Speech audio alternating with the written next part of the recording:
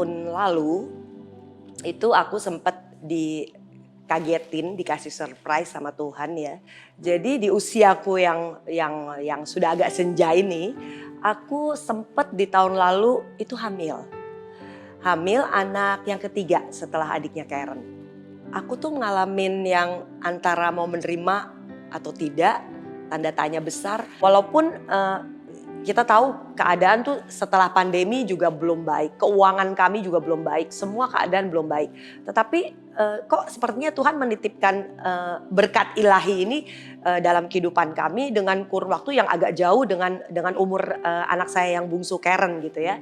Nah, tiba-tiba di bulan masuk ke bulan yang ketujuh, itu begitu hitungan prematur untuk baby lahir, tiba-tiba waktu saya kontrol ke dokter, detak jantung bayi saya ini berhenti, gitu ya. Tadinya saya nggak terima loh Tuhan, tapi karena Tuhan yang kasih, aku pun akhirnya menerima dengan sukacita. Waktu jantungnya stop itu, aku tuh sebagai ibu tuh kayak mau nangis tapi nggak bisa nangis, gimana ya, bingung gitu. Suamiku tuh justru karena dia udah keburu sayang, dia udah menerima gitu ya. Kebetulan anak-anak udah pada besar, istilahnya inilah teman buat kita masa tua gitu. Jadi kita kayaknya oh, Tuhan gimana? Tapi aku ingat firman Tuhan bilang ya Tuhan yang memberi dan Tuhan yang mengambil gitu ya. Nah jadi memang pada saat dokter bilang dalam waktu 3 hari sudah harus dikeluarkan bayi ini. Kalau tidak dikeluarkan keracunan, ibunya juga akan keracunan. Saya sama suami mulai menghitung. Ini harus sesar, harus biaya operasi yang harganya itu nggak mencukupi dengan keuangan kami berdua setelah melewati pandemi yang ada ya. Jadi kita tuh, aduh bagaimana ya. Tapi kok hati kecil saya tuh kayak ngomong gini, Iping, kalau seandainya Tuhan punya rencana dalam hidupmu, jangan pernah takut. Tapi saya tuh cuman ngomong gini sama suami saya. Cuman ada 2 kata di dalam Alkitab yang belum sungguh-sungguh kita berdua taatin. Memang kelihatannya, kedengerannya tuh biasa aja. Tetapi Tuhan mau menghidupi 2 kata itu dalam kehidupan saya dan suami khususnya. Jangan khawatir, jangan takut. Kalau ini 2 aja kita gak bisa jalanin, bagaimana ribuan kata-kata dalam Alkitab kita bisa jalanin dalam kehidupan kita. Pada saat dia ke kantor BPJS dan aku ada di parkiran, di mobil sama anak saya Karen, tiba-tiba telepon masuk. Telepon masuk ke saya itu adalah teman gitu ya, teman di dalam satu komunitas, teman-teman melayani juga, teman-teman yang ada di dalam Tuhan juga. Cuman hanya karena baca status saya bahwa Tuhan yang memberi dan Tuhan yang mengambil, mereka hanya menanyakan sebenarnya keadaan saya tuh bagaimana gitu kan, setelah lost baby gitu ya.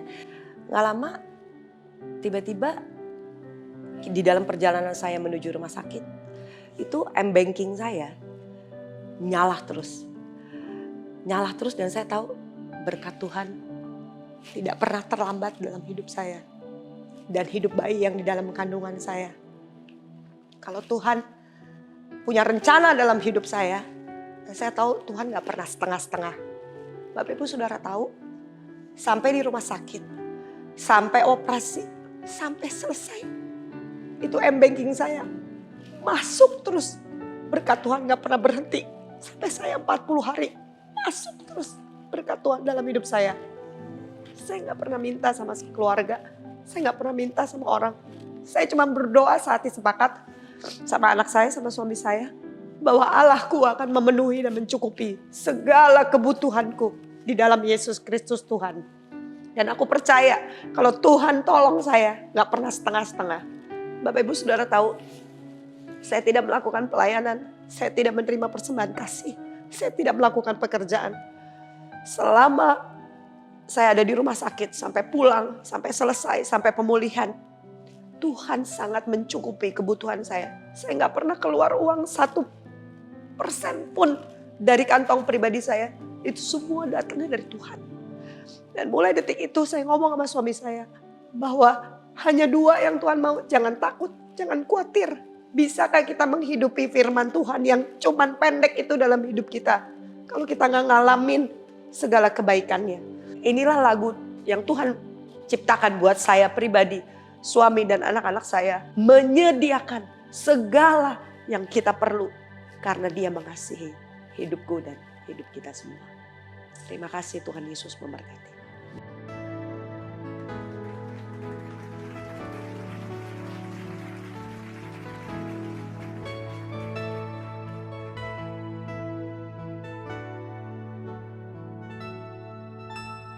Dalam kehidupanku, kasih-Mu selalu nyata. Kau Tuhan yang setia, ajaib dan berkuasa. Bagai mentari pagi, selalu menyinari. Demikianlah janji-Mu di dalam hidupku. Engkaulah Tuhan, kekuatan di hidupku. Saat kesesakanku, Engkau pelindungku. Dalam tangan-Mu Ku serahkan segenap hidupku, jadi ciptaan baru.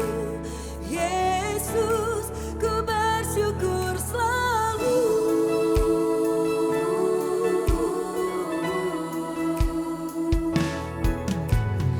Dalam kehidupanku, kasih-Mu selalu nyata.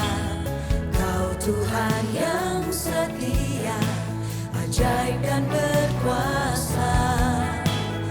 Bagai mentari pagi, selalu menyinari. Demikianlah janji-Mu di dalam hidupku. Engkaulah Tuhan, kekuatan di hidupku. Di saat kesesakanku, Engkau pelindungku. Dalam tangan-Mu ku serahkan segenap hidupku, jadi ciptaan baru. Yesus, ku bersyukur selalu.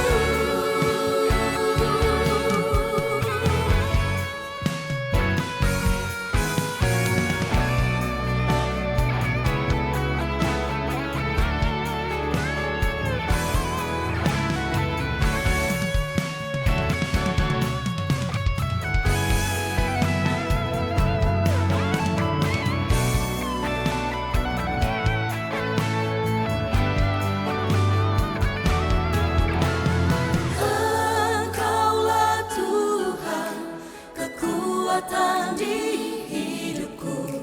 Di saat kesesakanku, Engkau